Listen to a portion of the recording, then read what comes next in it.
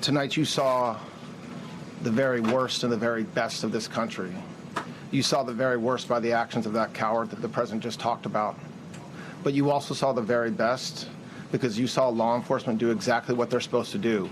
And you'll see the videos come out, I expect, very shortly, and you'll see law enforcement do exactly what we want them to do. And so I echo what what President Trump just said, that we are extraordinarily grateful and appreciative of the men and women of law enforcement that did their jobs tonight, including one who was injured.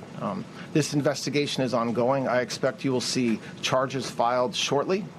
The charges should be self-evident given the conduct, but as you'll hear, there will be multiple charges surrounding the shooting, around the possession of firearms, and anything else that we can get on this guy.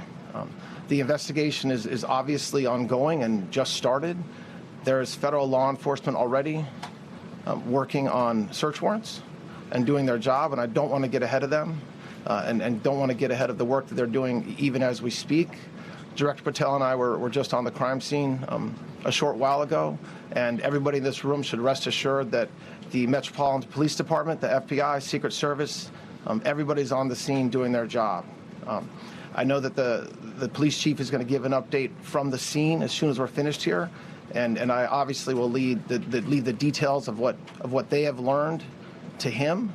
But in the meantime, I just want to thank everybody in this room for the courage, and I want to thank President Trump for his words, and I promise you, justice will be served. Thank you.